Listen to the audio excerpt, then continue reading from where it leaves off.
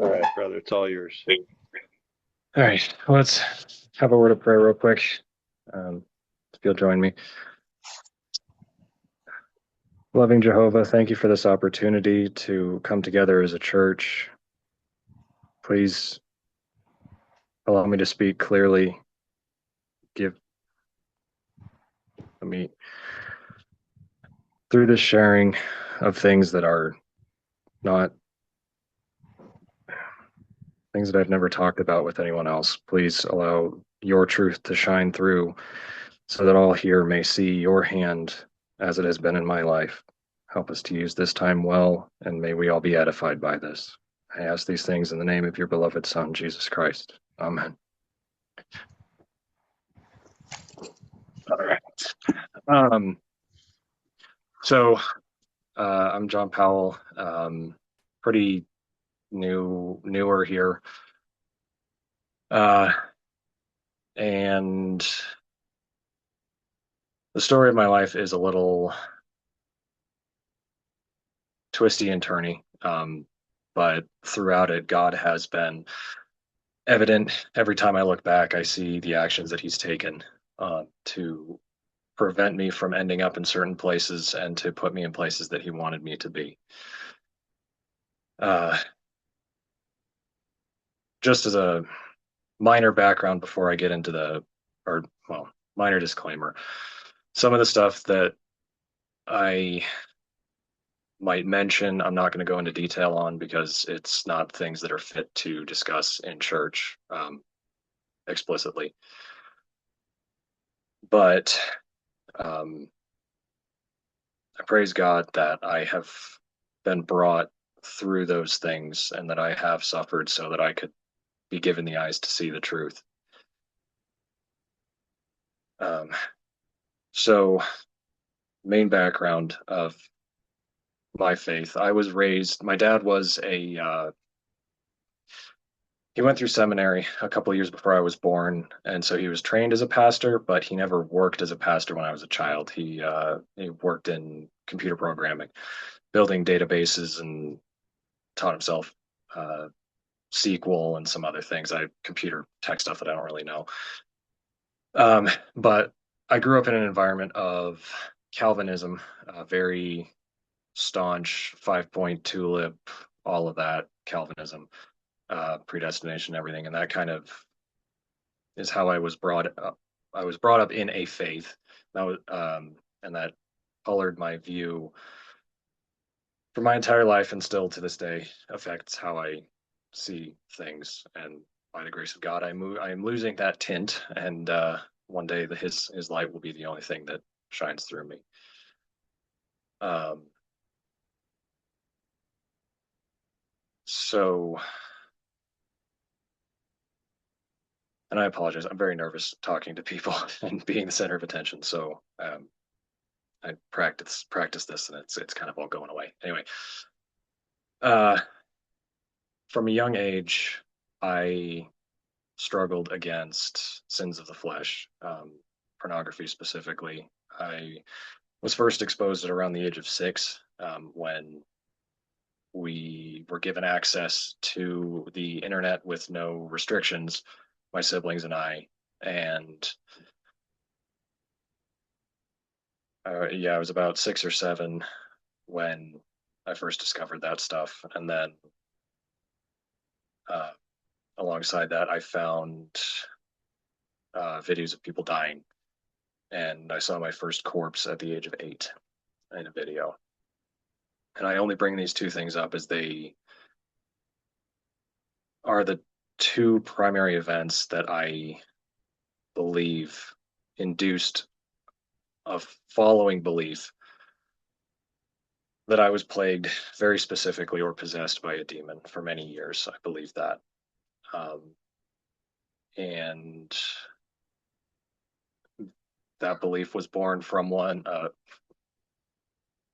that induced me to be convinced that God hated me because of if being a Calvinist, if he loved me, if he had chosen me, I wouldn't struggle, and um, I wouldn't I wouldn't feel this way about things.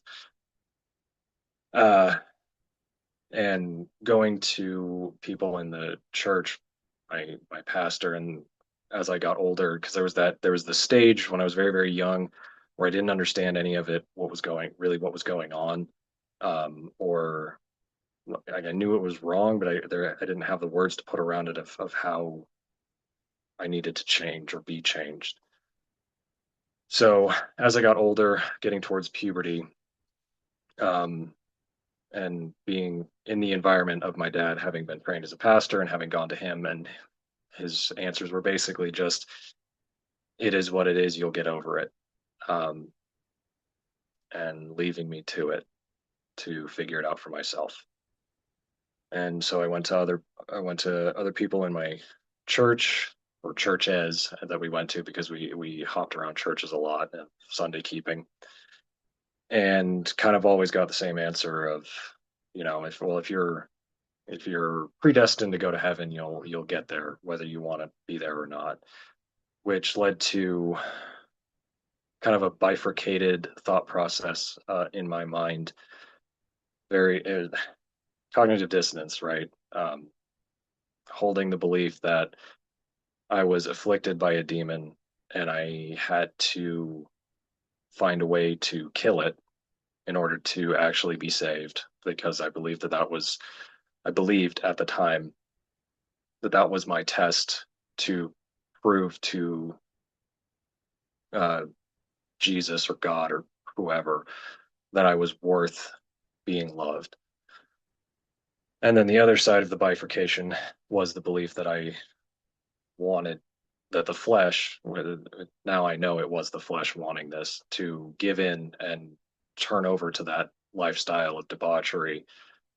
So much so to the point that at around the age of 15 or 16, my plan was to save up money until I was 18, fly out to California, and attempt to get into the industry for porn as someone involved in the videos.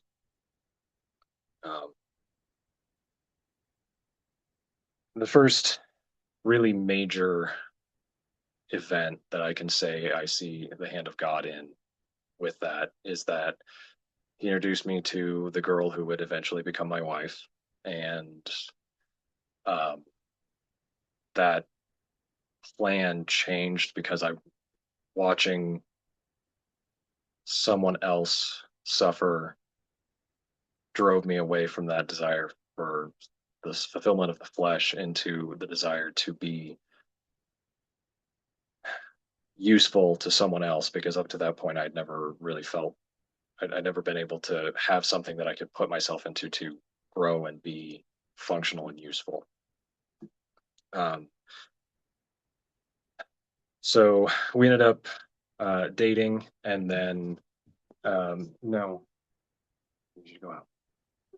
No, um, we started dating and became physically involved, and she became pregnant with our first daughter. We were married shortly after, and um, moved into this tiny little one bedroom apartment. We're both working two jobs.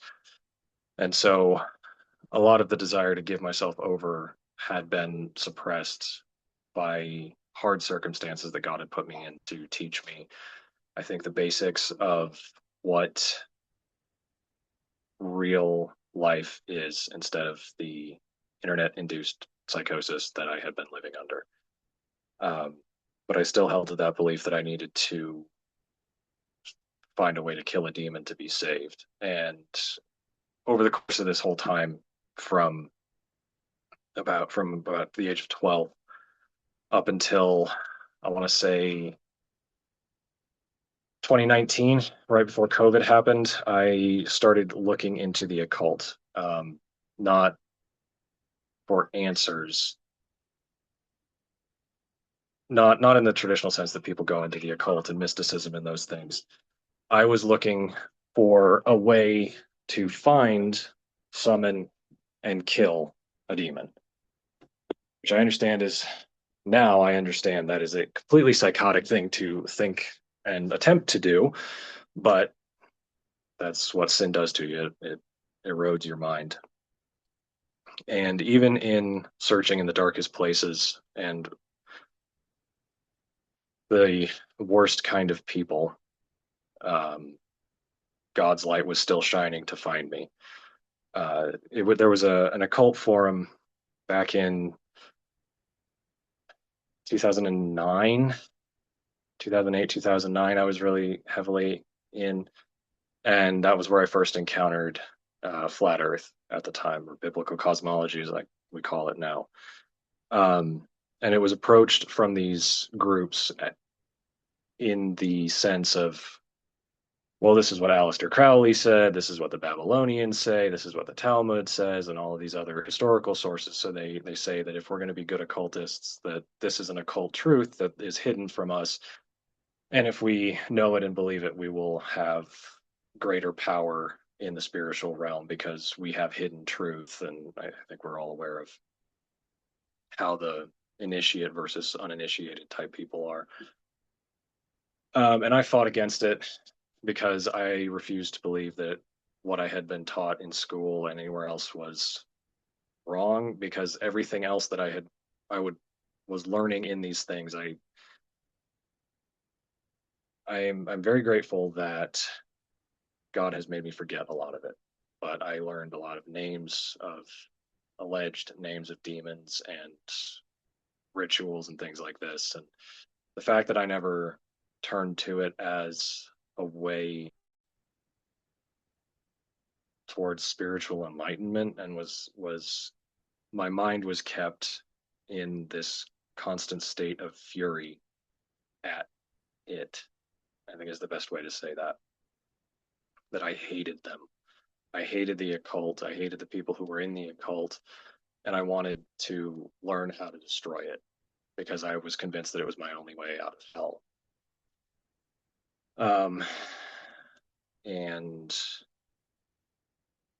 so there's this question of the shape of the earth, and I spent probably a week going back and forth on this old chat forum back when you had to write a reply and then wait for them to get back to you. And, you log back in 2 days later and they'd have written something up. And so I'm going back and forth with this one guy. And he starts sending me information and links and scientific stuff. Thinking about it now, his posts in the forum, I don't believe that I don't know what he was doing there. He was some kind of a professed Christian. I have the access to the logs still for him in the archive, but right guy, right place. God was turning me towards his truth, and I saw the scientific stuff and the curvature calculations, and shooting lasers over water and long distance cameras and things like that, and eventually got to the point where I couldn't argue against it, and I was like, okay, fine, it's true, it's not important. And this is about the time that my wife and I were physically involved and then got pregnant and then got married. So it all kind of pushed away in the immediate need of like, okay, the earth is flat, but I've got to figure out a way to keep making paycheck to paycheck to be able to feed myself and my wife and my daughter. And uh, and then during that time, uh, when we were married and living in this little apartment, we got she became pregnant again with our daughter Hannah, and it was that point that I joined the Air Force because I didn't have anywhere else to go and needed a way to provide, so that's what I did. And I was supposed to be what's called a 1N2. It's a signal operator intelligence where you go and you look at imagery of vehicles and you go, okay, that's a truck, that's a tank, that's a school bus, and then you tell them what to blow up. And over the course of the school, they determined I was a threat to national security. And there was an NSA agent that was flown out from Washington, D.C. to interrogate me. And it ended with him saying that we're going to keep an eye on you for the rest of your life, but you'll never work for any agency or any job that requires a clearance. You will never have. So I went and was reclassed into being a medic. And um, this is about the time I graduated medic school, was stationed at Lackland, and uh, it's a very big party city, and it's a very spiritual in a way city that for anyone who hasn't been to San Antonio specifically, it is there's like a miasma is how I describe it of just you'll be in the city and you just there's something that your gut tells you is wrong. Like it's a normal place, but there's just something really off about it. Um, and I could never explain it until I got out, and um, there's more to be said there, but it's not really relevant. So after about a year on permanent party status, I turned 21 and um, still dealing with. I never really gave up researching the occult because I still had that firmly held belief. And as a way to cope with a lot of the things that I was finding, I turned to alcohol. And uh, I spent a lot of time trying to suppress a lot of different things with alcohol, of things that happened as a kid and things that were happening in the military. And then uh, we went to a lot of churches during this time. Never really found one that we could ever really be a part of. We ended up being asked to leave a few times because despite my my state, we still wanted a church that didn't soften the blow, that just told the truth. And on more than a couple occasions, we asked things like, um, "Why are we spend? Why?" One particular one um, was a mega church, and this was several years ago, but they were showing off all of the stuff they were doing with the tithe money that everyone was giving, and it wasn't quite private jet for the pastor, but it was pretty close. Corvette C8s or C4s or whatever the the really cool one is. Um, Huge retreats to Cancun for the elder board and things like that. And we asked what that was about and why they were doing it and why we weren't putting it towards missions, and they just asked us to leave. And there's I think it's happened 6 times total. I don't really want to drag them all out right now, but point being that we were always on the move. God was always keeping us from settling into a place and getting stuck to a glued to a pew, to borrow nomenclature from our history. Um, and then 2019 happened, and we started hearing the rumblings of COVID with people posting videos that were coming out of China and allegedly these government cleanup teams going into apartment complexes with M4s and executing people to prevent the spread of this mysterious evil virus and world-ending threat. And at this point, I'm still a dispensationalist, pre-trib Calvinist, and I'm going, this is the one of the signs of the end time, and I'm stretching every which way I can to justify that that's the truth, which is you know I think we've all seen it or done it. It's you stretch scripture to make it say what you want it to say, as embarrassing now as that is. um and then March of 2020 hits, and everything shuts down and everything derails. I'm a staff sergeant at this point, and I have troops of my own. And I had been specially trained into Being a prescribing provider, we focused primarily on trauma care to help the PAs be able to see more patients. So we would take a lot of their uh, somebody falls down and breaks an arm. Normally they're supposed to see a PA, but instead they send them to us. We're the IDMTs. And I was doing that for about a year, year and a half when March of 2020 started. And I was really good at it despite my off-duty proclivities. Um, and then everything shuts down. They start making us test people basically every day. I think we were testing 300 to 500 people on this base of about 2,000 is where I was stationed. And a few more months pass by, and everybody's going back and forth arguing about what it is and what the COVID is and what it isn't, and who it's hurting and who it's not, and all of that. And then they come out with the vaccines, and they tell us uh, get the vaccine or get thrown in the brig is it's not what the Air Force calls it, but that's what I've always called it because I have family who were in the Marines. Um, get the shot or go to prison. And I was one of the people that said no, even not understanding the full truth at the time.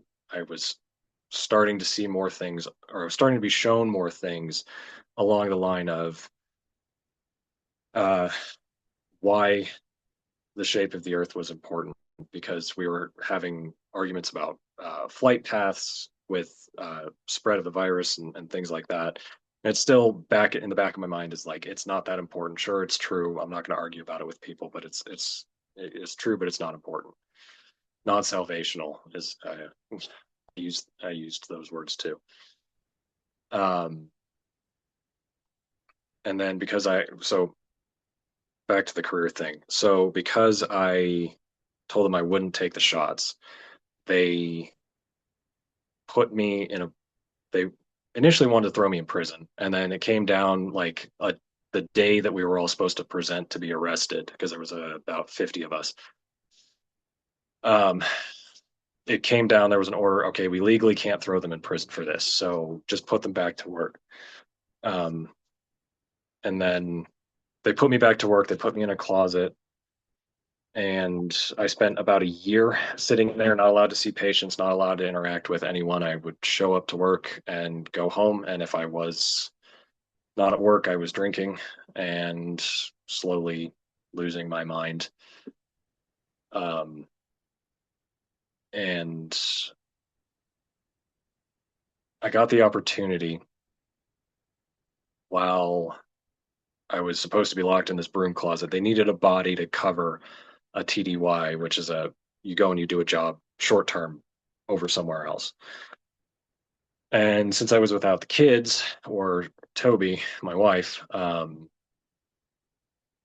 I was brought to rock bottom with the drinking because we were in a place where that's just what everyone did. We were medic crew for a training thing um, for security forces. I'm sorry, I'm wandering off the main point. So during this trip, I, in one Friday night, I drank enough that there's no reason that I should still be alive. For any of you who have drank in the past, there's the nomenclature of the fifth and the handle and uh, all of that. And so the handle is like a 2 liter, 2.5 liter, something like that. I bought one of those when we got off work at 1600 on a Friday, and by midnight I had finished it. And supposedly, once I forget the math, but I should have died of alcohol poisoning alone in that little trailer, um, but I didn't. God prevented me, and He, in that moment, brought me to myself of you need to go and get help for this. And I still didn't really know the truth, and I didn't know Him, but He was still working on me in the darkness to get me to go towards Him. And So I got back from the trip. I self-presented to it's called the ADAPT program, which is for alcohol and drug abuse. And I went through that program. So they couldn't, it ended up being a double blessing because I was able to interact with people now, instead of being forced to be in this little broom closet doing literally nothing but twiddling my thumbs. I was in uh, rehab groups and then actually seeing people and getting treatment for it. Um, and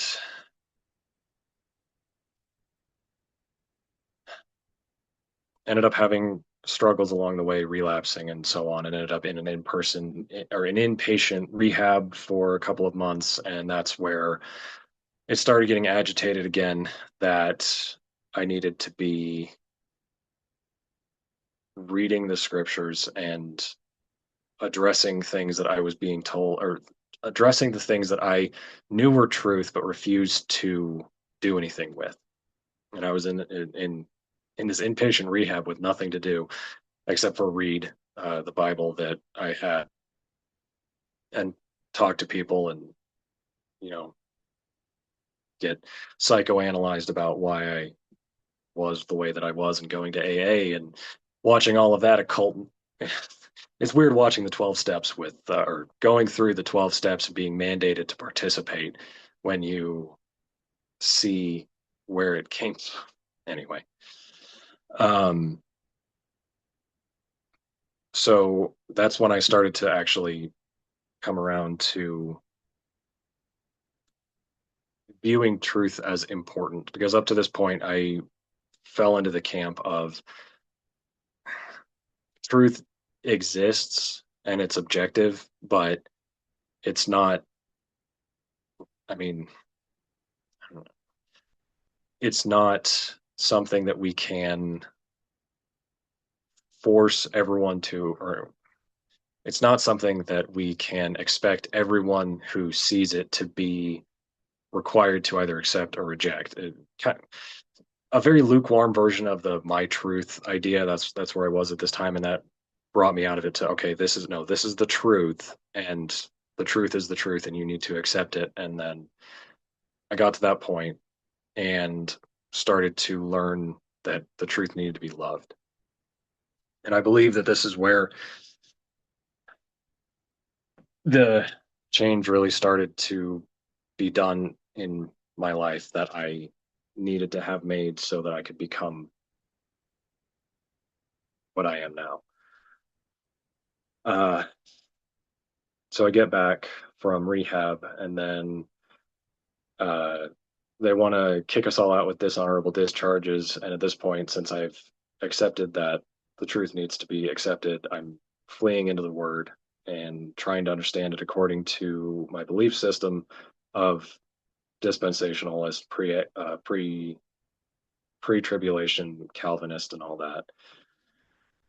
And it's not making sense. The Bible just did not make sense. Things that I had been told and accepted for years and years just didn't make sense, and it was very, it made me very angry, um, that I couldn't understand it because I was not. I believed I was deficient, which turns out it was kind of correct. Um, and then I started seeing the YouTube videos of the shape of the earth and tying those things in with. It started with uh, more occult side of like, oh, the Illuminati is doing this and they're hiding this because the reptilians and all of the ones that tickle people's brains because it sounds like science fiction, because most of it is. And so I got really, really deep into that and trying to figure out a way that I could convince people or how I would share the shape of the earth with people. And I tried from that perspective and got absolutely nowhere. And then when that Amazon trip to Antarctica happened, I think, what was that, 2023? So that happened. And there was this channel that I was uh, watching to follow it because he was uploading just about that, and he would do these breakdowns talking about the biblical cosmology as opposed to flat Earth, and in relation to these things. So he'd give the update about the trip and what they were doing and what they were claiming, showing what they showed, and then breaking stuff down, and then talking about Job and Genesis, and Psalms, giving biblical references, trying specifically to counter them. And so this is about 2023 towards the end. So I'm actively being um, told I'm going to be dishonorably discharged for denying a direct order and mental health concerns.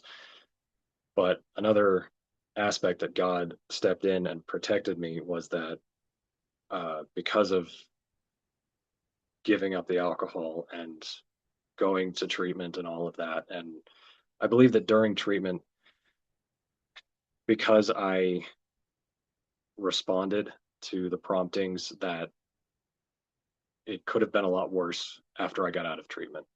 But because I was open and receptive during the treatment, it was not as, um, I ended up with a better outcome. I ended up being medically retired from the military instead of dishonorably discharged.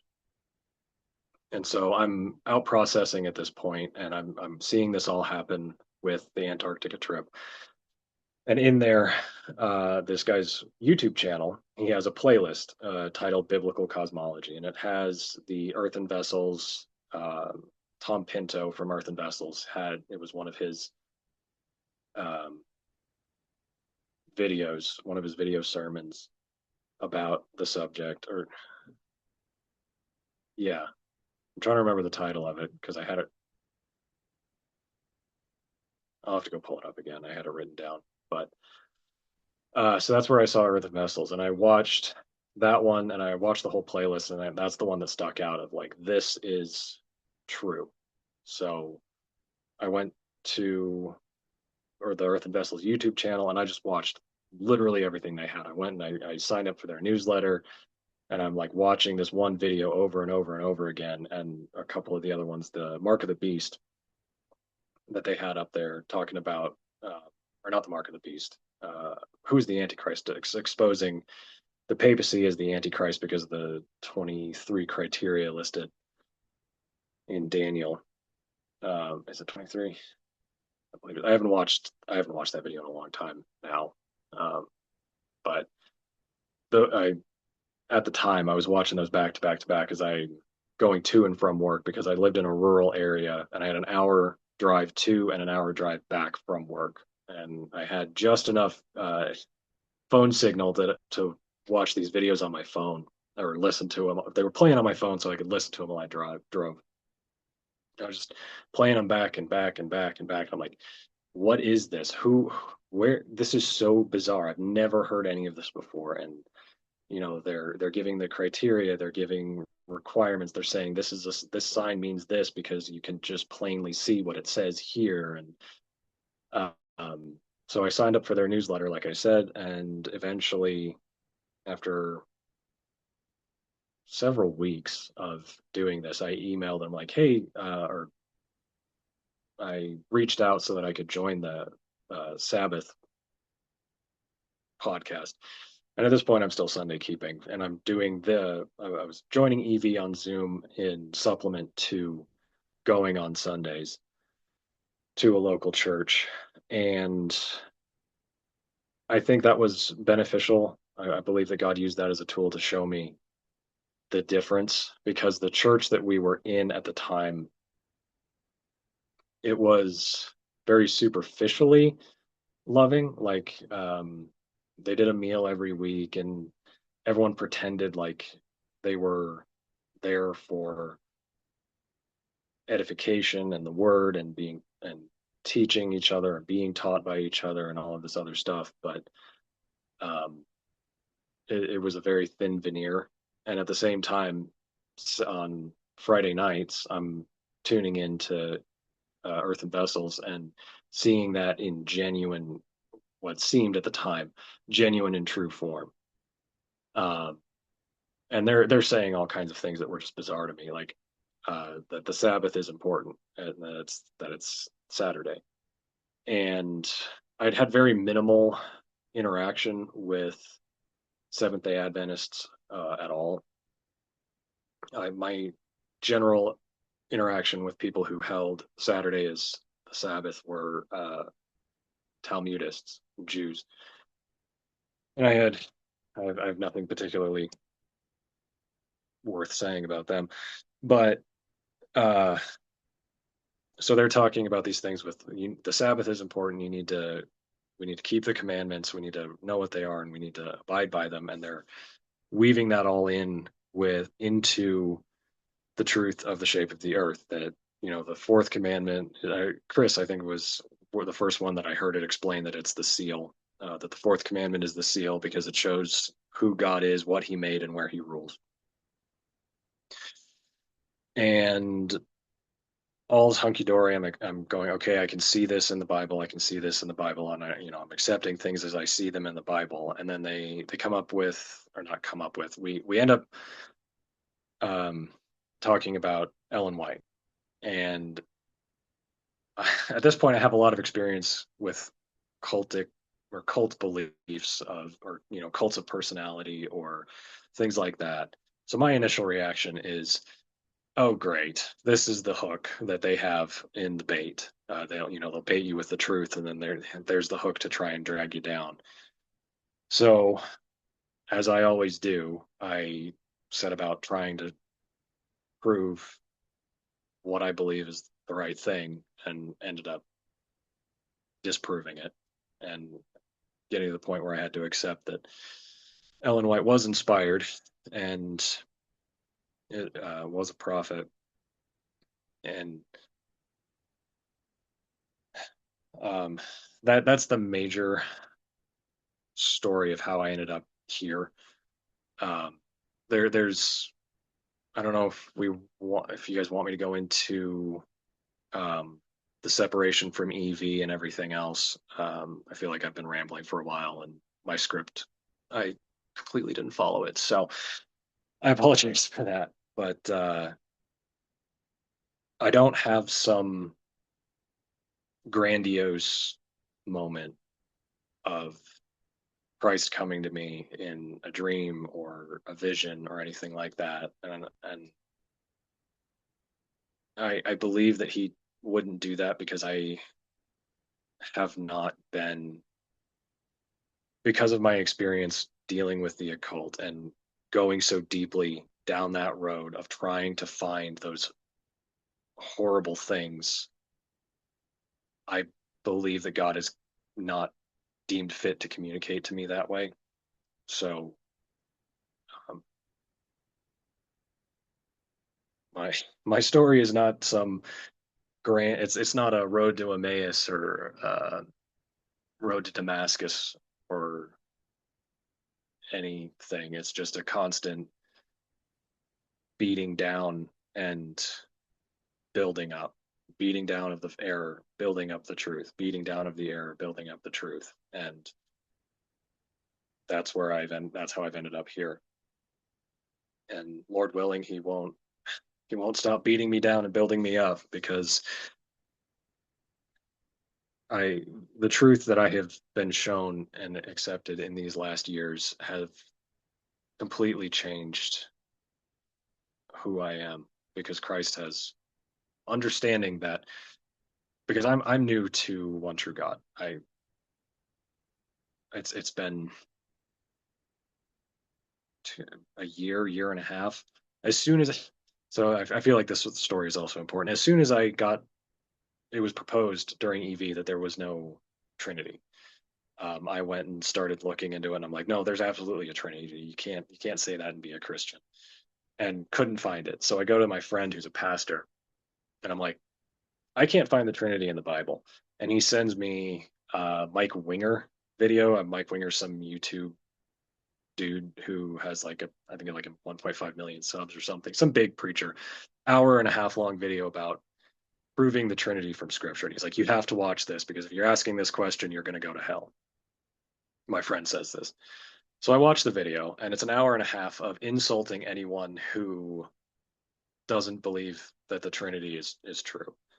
And that inadvertently pushed me over the edge of like, okay, this is what the people who are saying that the Lord our God is one God is the Father, and this is what the people who are saying the Trinity are. These are the argumentations that I'm seeing, and I don't find Trinity in the Bible, and I find some things that could maybe be that there is the Father and Son, and the Holy Spirit is not this third mystical being who we're supposed to just pretend is, or we're supposed to accept is this, that, and the other, and he's between us and Christ and all of this. And I don't see that anywhere, but I do see these statements about the Father and the Son, the Father and the Son, my Father and all that. And that was what pushed me over into really going into it and being like, okay, supposing this is true, what does the Bible say? And then getting to the point where I was able to say, I accept this. And it's amazing how that reaction of asking a question and being kicked in the teeth for it is uh, can can end up pushing you into the truth because of stubbornness or pride or whatever.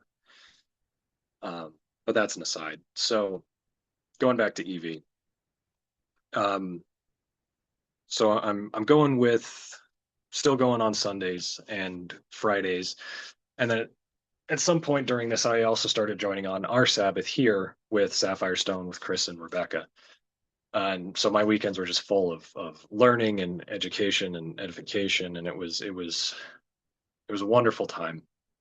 And I felt like I finally had seen and had come into a true body of believers. And Sundays were always this motivation at the end of the weekend where I'm like, wow, this is hollow. We're here as a social club. What Bible verse did the pastor preach on today? The answer is he didn't. Kind of a situation. But it's a small town church, so everyone who lives in town has to go. Well, has to, social expectations. Um, and one Friday night, and I'm doing this pretty consistently, missing some weeks where I don't connect to the Friday, so I just get in on the Saturday, or I miss the Saturday, so I just you know showing up when I can, kind of a thing. One particular week, I don't even remember what happened this Friday. Oh, um, I rode into town with someone for work, and they ended up working really, really late. So I'm stuck in town since we worked in the same building. I just worked really late as well, made a bunch of overtime and all that. Uh, so we get back Friday night and we're exhausted. I just go to bed. And Saturday, uh, Saturday, we I get up, going through all the normal stuff, hop on to Zoom to join into the Bible study, and everyone is just dead somber, like we're sitting at a funeral. And I come in all bubbly. I'm like, "Hey, happy Sabbath, everybody!" And it's what's going on? And we had this. I came in a few minutes late, so Chris was Chris and Josh and a couple of others were talking to this younger gentleman who was very active, similar age to me. I think he was like 20. He was like 24. Um, and they're talking about something that I don't know what they're talking about because I come in the middle of the conversation, and I eventually catch up that they're talking about Genesis and the creation. And so I start asking questions because I'm out of the loop. And Josh poses the question to me of, do I believe that Genesis 1:1 is the summary or the first creative act? And I'm like, I don't know. What does it say?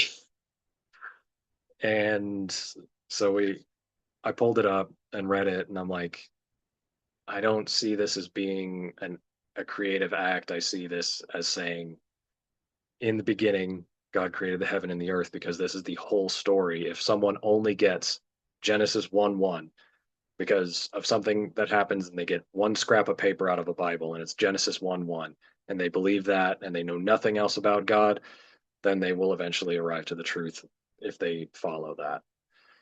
Um, And what followed was very hot debate. Um, that day, I think we went 12 hours. We went from noon to, I want to say noon to midnight or noon to 9, I think, that one day. Um, just going back and forth trying to hash out because there was, I think, what, 8 9 of us in that meeting, and everyone had different, not everyone had different sides, but there was a lot of discussion to be had and a lot of, we needed to figure out what was going on. So at this point I knew what my position was, but I didn't know why we were doing this. And I'm like, well, aren't we all, don't we all believe the same way that the earth is made the way that it is and the firmament's there and the sapphire, the burnished sapphire, and water's below and water's above and all that. And uh, Chris eventually gave me the lowdown of like, this is what happened last night, where Tom Pino, the guy who I first saw at EV and who I had become friendly with, and I had a huge amount of respect for because of how he dealt with me as an outsider asking a bunch of weird and probably inappropriate questions about the faith and things like that. Um, Hearing what had been said that Friday night, I didn't know how to handle that, what to do, who to ask questions to, or what. Um, so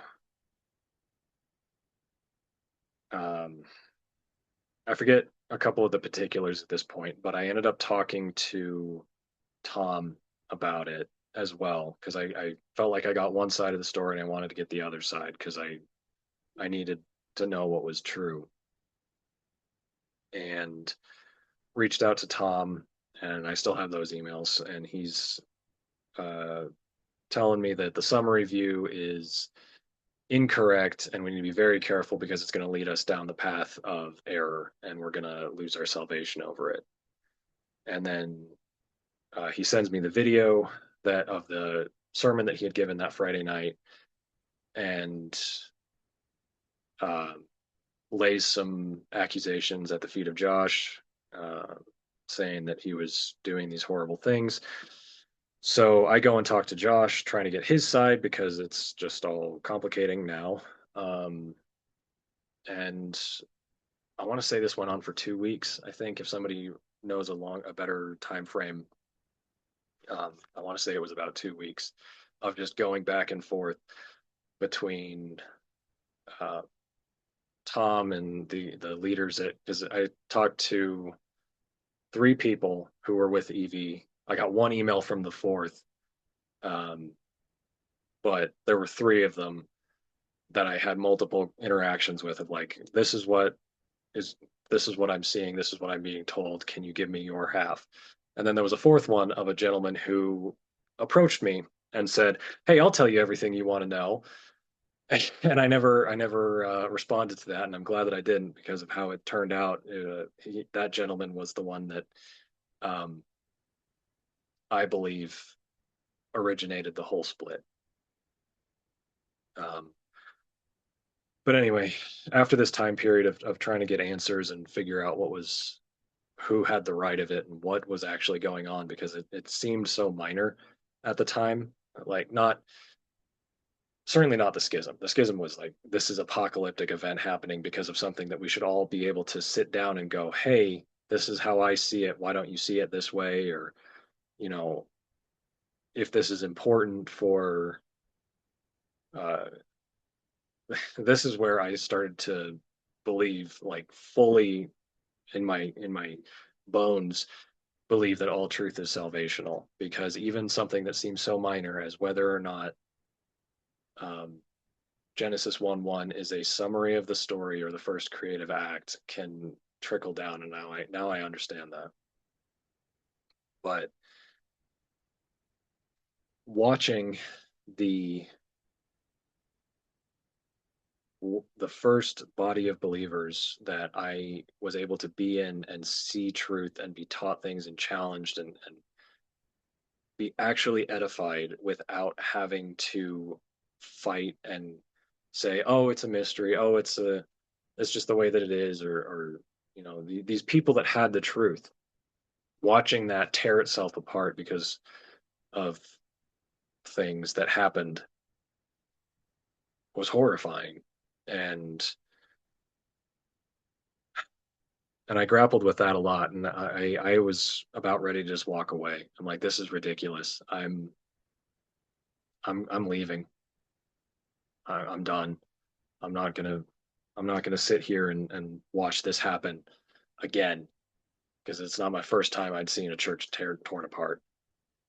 And ironically, the day that I was drafting up an email to both Chris and Tom, be like, hey, I hope you guys both are aware of what you've done, because I'm this is not the witness that any of you want to see.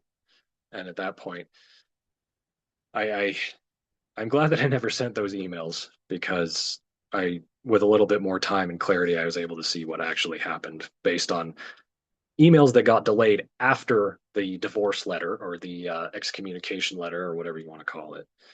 But we all got an email that said, these people are out. Um, you need to decide if you're with us or against us from EV. And I said, I I responded one last time to one of the pastors from EV. Um, it wasn't Tom, it was Bill, because he I got the email with the initial like, hey, these people are out, and then I got one from him, and he's like, you need to decide if you're staying with us or if you're gonna be turned out. And I was like, well, if you're gonna give me that choice, you're not giving me a choice, so I will leave. And then following that, I got more information from other people about what was going on, and that brought me to the point where I'm like, okay, this is not two sides that are both at fault. This is one side at fault that is pushing out the other side. So I ended up staying with Sapphire Stone. And I apologize that I had not seen that more clearly in the heat of it, Chris and Rebecca. I apologize for that. Um, but yeah, I've rambled long enough. If you have questions or things that you want to talk about more or whatever, then we can. But I'm gonna stop there. So let's pray again, and we'll talk as we go. If you'll join me in prayer.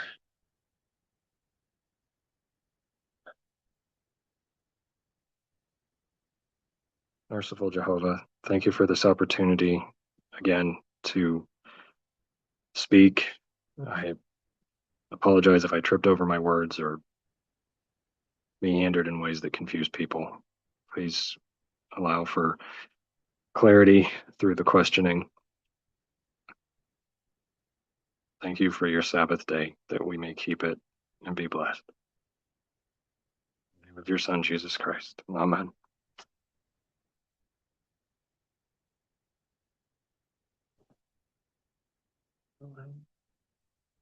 How do I unpin?